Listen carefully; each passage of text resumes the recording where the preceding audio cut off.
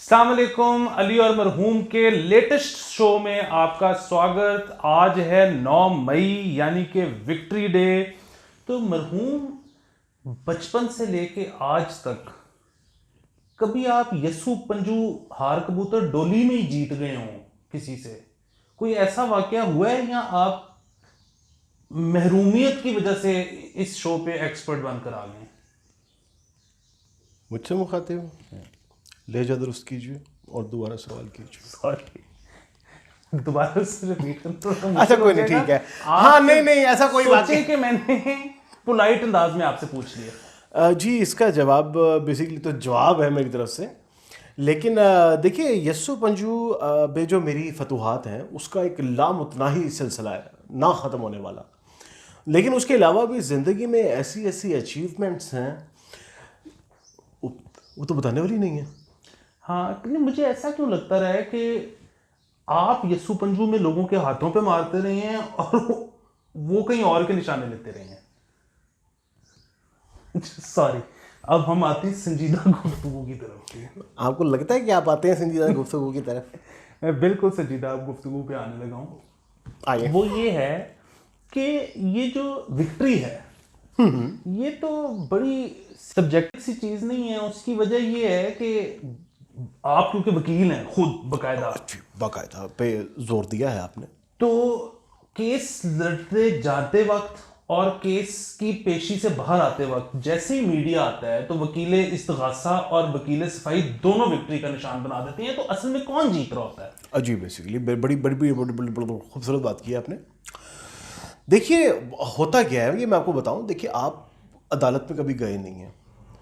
होता ये है कि जब दोनों वकील अपनी बहस पूरी कर लेते हैं तो जज साहब आम तौर पे ये नहीं कहते जा तेनू फांसी है तू बनी है तो फलां, जैसा कहते हैं वेट फॉर द ऑर्डर्स। उसकी वजह ये है कि मेरे एक दो दोस्त हैं, उन्होंने मुझे बताया है कि जब उन्होंने मुलजिम के सामने फैसला सुनाया है तो उसने कैसे कैसे अल्फाज इस्तेमाल किए हैं जज के लिए कि वकील के लिए? जज के लिए, क्योंकि उसे होता है पुत्र तू यही कर सकता है, आ तू कर ले, तो फिर उन्हें ए आएगी। तो इसलिए जब दोनों वकील बाहर निकलते हैं तो उन्हें यकीन होता है कि भाई जितना थे मैं ही हैं। एक तो ये बात होगी। दूसरा ये है कि बाज़ दफ़ा ऐसा हो भी जाता है कि जज साहब मौके पे फैसला सुना देते हैं तो उस सूरत हाल में ये होता है कि एक आदमी की दुनियावी जीत हुई होती है और दूसरे की उखरवी जीत हुई होती है। एक तो या आप उसे उखरवी जीत ना भी कहें तो वो एक मॉरल विक्ट्री होती है जो आमतौर पे हार के नतीजे में सामने आती है। पता नहीं आज तक कोई जीता हुआ आदमी जो है ना मैंने खुश नहीं देखा। उसे यही होता है यार मैं किसी ना कोई जाति की है जरा मैं जीते ना, नहीं तो मैं क्यों जीत गया। मिसाल के तौर पे अगर मुझे कभी कोई अवार्ड मिल गया तो मैं यही सोचता रहूँगा कि यार मेरा बन जाती नहीं सी, जो कि बात भी ठीक है। हाँ, लेकिन ये बात बिल्कुल ठीक है कि जिसको सजा भी हो गई उसकी भी एक तरह से तो जीत ही है ना। कि आप ग्रेटर स्कीम ऑफ थिंग्स में देखें कि आपने सजा यहाँ काट ली, यानी कि अब आगे जाके शायद आपको सजा नहीं मिलेगी, तो जीत है।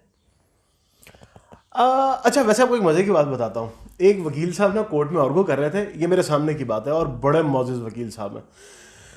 कत्ल का मुकदमा था। अब डबल जेपर्डी एक चीज़ होती है। डबल जेपर्डी होती है कि अगर एक क्राइम में एक दफ़ा सज़ा हो गई तो उसमें दूसरी दफ़ा सज़ा नहीं हो सकती।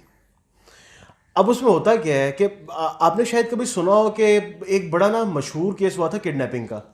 किडनैपर्स जो थे उन्होंने किसी बहुत बड़े आदमी की बेटी अगवा कर ली, फिर उसका मर्डर हो गया। जिस बंदे ने मर्डर किया ना उसे तो यहाँ पे सजाए मौत हो गई, यानी कि दुनिया में, पाकिस्तान में। बाकी दोनों भाग गए यूरोप। अब उन पे बेसिकली जो केस था वो था एब्डक्शन का, मर्डर का नहीं था। उन्होंने क्या किया, वहाँ पे जाके अपना ट्रायल करवा लिया, क्योंकि जो क्राइम होता है ना आपने दुनिया में कहीं भी किया तो वो दुनिया में हर जगह पे क्राइम है। उन्होंने अपना ट्रायल करवा लिया, उन्हें हुई 2-2 साल की सजा, उन्होंने भुगती, वापस आ गए। वाह, क्योंकि अब उन पर दोबारा केस नहीं चल सकता था। वाह। तो ये डबल जेपर्डी जो है ना वो ये चीज़ होती है, बड़ी खूबसूरत चीज़ है। अच्छा, तो जो जिस चीज़ से बात निकली वो ये थी कि वकील साहब जनाब आर्गू कर रहे थे सेशन जज लाहौर के आगे कि जनाबे वाला मेरा बंदा बरी करे, डबल जेपर्डी है। डबल जेपर्डी कैसे जनाबे वाला, इसकी तो सजा आखिरत में मिलनी है। यार लेजेंड सर जी। जज साहब ने उसे जो बातें की वो यकीनन कैमरे पे कहना मुनासिब नहीं, लेकिन जज साहब ने बिल्कुल सही बातें की थी।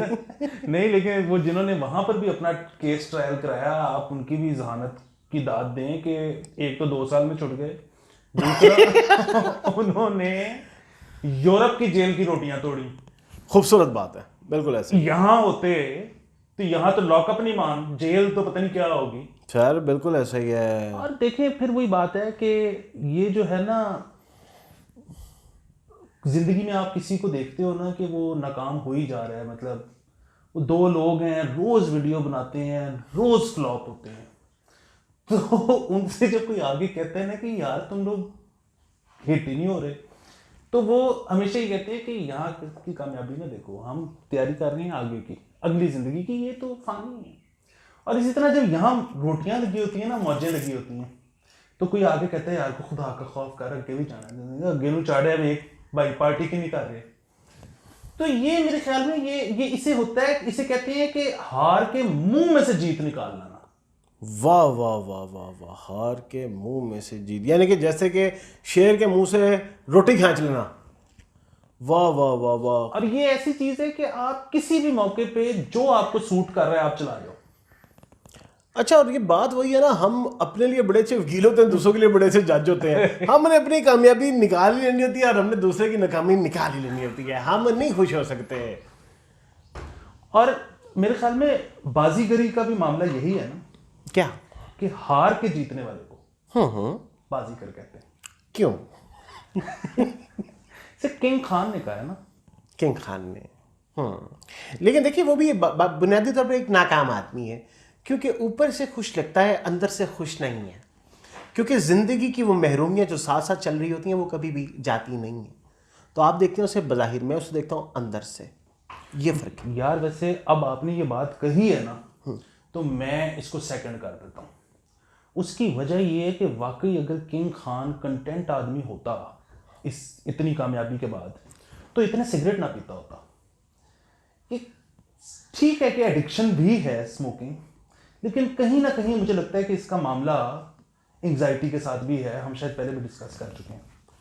मान गल हुई है, बंदा नहीं राजी हो सकता, बंदा नहीं हो सकता राजी। अच्छा, इस पे मुझे फिर एक और भी सवाल ज़हन में आया कि जब पुलिस मुल्जिम को पकड़ के लेके जा रही होती है या पेशी के लिए ला रही होती है, तो पुलिस वाला भी विक्ट्री का निशान बना रहा होता है और मुल्जिम भी बना रहा होता है। ये क्या अप्रोच है? सब्जेक्टिव है विक्ट्री, हर एक की अपनी अपनी विक्ट्री। ये बात तो बिल्कुल सही है। एक तो ये बात है कि दुनिया में आप बड़े से बड़ा वाक़या उठा के देख लें, दोनों तरफ से खुशी के शादियाने बजाए जाते हैं, किसी ना किसी तरह से दोनों तरफ से विक्ट्री हो गई होती है, क्योंकि एक अजीम इंसान कहता है कि war is always between right and right. तो आज तक दुनिया में ना किसी को लगा ही नहीं है कि मैं गलत हूँ। वो डेल कार्नेगी की किताब है, वो how to win friend and influence people type कोई नाम है उसका। तो उसमें वो लिखता है कि भाईजान जो दुनिया का सबसे बड़ा क्रिमिनल नॉन क्रिमिनल था ना, क्रिमिनल इस हिसाब से कि उसने कोई 300 के करीब पुलिस वाले मारे हुए थे। तो पुलिस मुकाबला हो रहा था कैलिफोर्निया में, वो एक जगह पे बंद है और गोलियां चला रहा है, वहाँ पे भी उसने पुलिस वाले मार दिए। और एंड पे ना उसने मरने से पहले एक लेटर लिखा, उसमें लिखा कि इस फटे हुए कोट के नीचे एक दिल है जो कभी किसी को हर्ट कर ही नहीं सकता। तो बात है कि उस चाचे ने भी लग रहा सी कि भाईजान मेरा तो दिल जड़ा ना हो एडा मोह में कि मैं तहानू की दसा। नहीं, दिल के तरफ अच्छे ही होते हैं ना सारे। अच्छा, ये मैंने आपको याद कराना था रमज़ान के बाद, सॉरी मैंने भी करवा दिया। ठीक है। अच्छा, ये तो आपको पता है ना कि विक्ट्री का जो निशान है जो बड़ा मशहूर है, वो अगर मैं आपको यूं दिखाऊं पाम आपकी तरफ करके, तो वो विक्ट्री है। अगर मैंने पाम अपनी तरफ किया हुआ और आपको ये निशान दिखा रहा हूं, तो ये विक्ट्री नहीं है। ये क्या है? इसका मतलब है तू 2 नंबर है। Thank you. स्लो लर्नर है बट यू लर्न थिंग्स, मैंने देखा है। Very nice, very nice. अच्छा, ये अब आपने ज़हन में रखना है। रख लेते हैं। इसके अलावा कोई हुक्म, कोई और नहीं, इसके अलावा वो भी होता है कि मैं 2 मिनट चाया और फॉलोड बाय दिस के 2। हाँ, तो वो भी तो होता है यार, 2 का शुरू जरा। हाँ, वो भी होता है। हाँ बिल्कुल सही है, ठीक हो गया। विक्ट्री पे मुझे वो भी याद आ गया, जिस साल स्लम डॉग मिलियनेयर ऑस्कर के लिए गई थी अकेली। और भी थी। अच्छा, वैसे बदचलन भी थी ना, तो हो सकता है अकेली भी। सही बात है। लेकिन तो उसमें जब वो खत्म होने लगे ना अवार्ड्स, तो जो प्रेजेंटर थी वो ए आर रहमान के पास गई, उसने इंटरव्यू लेना शुरू कर दिया। ये क्या बदतमीजी है, उसने इंटरव्यू लेना शुरू कर दिया। यार वो माइक इस तरह करती थी, फिर इस तरह कर तो ये कह रहा है उसने इंटरव्यू लेना शुरू किया। अच्छा सॉरी, अरे उसने इंटरव्यू लेना शुरू किया हो भाई। आपका ध्यान बातों से ज्यादा जेस्चर्स पे होता है। अच्छा, ये बड़ी मैं माजरत। एहतजाज रिकॉर्ड करा रहा हूँ। क्या हो गया? तो उसने एंड में कहा, रहमान से पूछा कि जय हो का मतलब क्या है, ये उसने अंग्रेजी में पूछा। यही पेपर आप समझ गए थे कि ठीक हो गया, चलो कोई नहीं, माफ किया। तो रहमान ने कहा मे विक्ट्री बी योर्स। उसके बाद प्रेजेंटर ने ऊंचा सा कहा मे विक्ट्री बी योर्स, और पीछे से पर्दा हटा और भाईजान 100 पीस ऑर्केस्ट्रा, और उधर फिर वो आजा आजा जिद शामे आने के तले, आजा नीले वाले जरी आसमान के तले जाओ, और उधर गूज बम्प्स। बहुत आला। लेकिन उसने लिरिक्स क्यों नहीं सही गाए थे उसमें? उसने लिरिक्स चेंज क्यों किए थे उसमें? उसने सही गाए थे। हाँ, मेरे से ना गाते हुए हो जाता है, तो आप जज्बात की रॉ में बह जाते हैं। ये जज्बात की पता नहीं क्यों रॉ ही होती है, कभी स्कंजबीन नहीं हुई। अब आप कहेंगे इस बात का भी गलत मतलब ना लिया जाए। यार आपका मसला है कि आप चले जाते हैं कि रॉ किस चीज में से निकलती है। ज़हन आपका गंदा है। ओके। अच्छा, तो हम वापस चलते हैं जो बात कर रहे थे। अब भाई बेलने बेलने का फर्क होता है। अच्छा, तो लेकिन विक्ट्री जो है ना, विक्ट्री इंसान को ना मिल ही नहीं सकती। इंसान जो मर्जी कर लेना, ऑस्कर भी हाथ में पकड़ा होगा ना तो नीचे उतर के यही कहेगा यार मुझे ना चस नहीं आई, मैं और बेहतर कर सकता था। तो इंसान ने ना खुश नहीं होना, कोई चक्कर ही नहीं है। तो इस वजह से आप इंसानों को खुश करने की कोशिश जितनी ज़्यादा करेंगे ना, उतने ज़्यादा आप मसाइल में घिरते जाएंगे। इसीलिए मेरी आपसे गुजारिश ये है कि इंसानों को छोड़ें और लोगों पे काम करें। बड़ी आपने खूबसूरत बात कर दी है ये, लेकिन ये मैंने बात की है। इस पे मुझे एक और ख्याल ही आया है कि मेरे ख्याल में वो एक बहुत जर्बल मिसल है, बड़ी शायद 600 साल पुरानी है। हाँ हाँ, नाशा जाने आंगन टेढ़ा, वो भी, लेकिन बंदर के जाने अदरक का स्वाद। अब महसूस हो रहा है कि वो गलत है। आपको महसूस हुआ है यानी कि जर्बल मिसल ये है कि मेहनत करो, क्योंकि अगर बगैर मेहनत के तुम्हें कोई चीज मिलेगी हाँ, तो उसकी खुशी बहुत जल्दी खत्म हो जाएगी। अगर मेहनत करके कोई चीज हासिल की होगी तो उसकी खुशी ज्यादा अरसे चलेगी। मेरे ख्याल में ये बात सरासर गलत है। उसकी वजह यह है कि अगर आपने ज्यादा मेहनत की होगी और उसके बाद वो चीज आपको हासिल होगी तो आपके ज़हन में आएगा कि यार ये तो मैं डिजर्व करता था, उसकी तो खुशी होगी ही नहीं। खुशी तो होती है फ्लूक की, खुशी तो है प्राइज बॉन्ड निकलने की। एक तो ये जो हर चीज़ का कुछ जवाब होता है आपके पास। एक तो आप ये जो किताबों में से गलतियां निकालने का काम आपने अपने जिम्मे ले लिया है ना, इसमें थोड़ी सी नजर सानी करें जनाबे वाला। वकील गलाजत।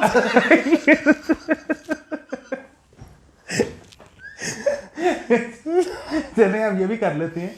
और उसमें ये है कि किस में ये जो विक्ट्री डे है इसका कोई पता नहीं क्यों गूगल भी जो है ना वो कोई नई बात निकाल देता है कि विक्ट्री डे जो है ये हुआ था कि जब नाजी जर्मनी कोलैप्स हुआ था। सानू की लगे यार, तो क्लैप पे इतना बड़ा दिन मनाने की क्या जरूरत? हाँ वो, और वैसे भी बात ये है कि हम तो पाकिस्तानी हैं, हमें तो नाजी जर्मनी के कोलैप्स होने के फिर भी बात है कि पता नहीं आजकल हमारा क्या चल रहा है, कौमी मुफाद में क्या चीज़ है। क्योंकि एकदम से मैंने नोट किया है पिछले कुछ अरसे से हिटलर तो हमारा हीरो हुआ है कि यहाँ पे तो होता है ना कि हम लोग मरूब हो जाते हैं, कोई हमें लगे ना कि यार ऐसे साढ़े तो भी बड़ा पागल था पुत्र से, हाँ हाँ, तो एकदम से हम मुतासर हो जाते हैं। बिल्कुल सही है, मैं आपसे बड़ा मुतासिर हूँ। आपने नहीं होना यहाँ, पहली दफा मैं आपको कह रहा हूँ कि आपने नहीं होना मुतासर। ठीक हो गया। तो यही वजह है कि हम लोग हमारी मतलब देखें ना, जितनी हम बेहतियाती कर रहे हैं उतना हम कोरोना से मुतासिर हुए नहीं है। वजह क्यों है? हमें लगता ही नहीं है साढ़े तो बड़ा पागल था पुत्र है, हम लोग इसलिए हम उसे मुतासिर नहीं हो रहे। सर देखिए चीज़ें मिलेंगी आपको, ज्ञान मिलेगा आहिस्ता आहिस्ता। हाँ, और मेरे ख्याल में आखिर में ना आप वो शेर भी अगर सुना दें जो नाजी जर्मनी के कोलैप्स पे जब उनको पता लगा कि अच्छा चलो ऐते खत्म हो गया तो हुन अगे सोवियत यूनियन है। हाँ। तो उस पर मुनीर न्याजी साहब का आपने एक शेर। हाँ जी, वो मुनीर न्याजी का बड़ा खूबसूरत शेर है जो कि खुर्रम साहब ने लिखा है। वो है कि मुझको खुर्रम एक और दरिया का सामना था, मैं एक दरिया के पार उतरा तो मैंने देखा। वाह, ये बिल्कुल वैसे ही है जैसे बंदा जो है ना दूसरी शादी कर ले, तो वही बात है, मुझको खुर्रम गौर दरिया का सामना था, तो बंदे को ये लगता है कि मैं एक दरिया के पार उतर आया हूँ, लेकिन आगे कुएं से निकल आएंगे भी तो आगे खाई है। हाँ, ये पता है, ये जो लोग ज्यादा शादियां भी करते हैं ना, ये जिस तरह आपने दरिया वाली तशबीह दी है ना, तो मेरे ख्याल में उनका मूड ये होता है कि हम 6-7 दरियाओं से होते हुए एकदम से समुद्र में डिग जाएंगे, और वो समझते हैं कि हम बहुत बड़े तैराक बन जाएंगे। हाँ, आमतौर पे होता ही है कि 6-7, मैंने खुद देखा है 6-7 दरिया में तैरा हुआ तैराक किसी छोटे से छप्पड़ में डूब के मरता है। दूसरा वैसे भी वो जब आप गिरते भी हो ना, समुद्र में भी चले जाओ, तो उधर जो वेव होती है ना, वो आपके अगेंस्ट चल रही होती है, तो अगेंस्ट द वेव स्विम करते हुए ना वो हो नहीं पाता, बंदा जल्दी थक जाता है। सही बात है, 7 दरियाओं में से हुआ है और सीधा समंदर में, तो थकना बनता है। हाँ, तो बाकी हम इस पुरमसरत मौके पे, वैसे पुरमसरत तो नहीं, अब समझ ही नहीं आ रहा कि ये दिन हम मना रहे हैं, अफसुर्दा हो रहे हैं, इस पे क्या हो रही है हमें नहीं पता, लेकिन इस मौके पे हम ये कहना चाहेंगे कि अगर आप लग गए हैं जिंदगी में तो आपने परवाह बिल्कुल नहीं करनी, आपने लगे रहना है। ओके, जीत ऐसे ही मिलती है कि नहीं, ऐसे नहीं मिलती।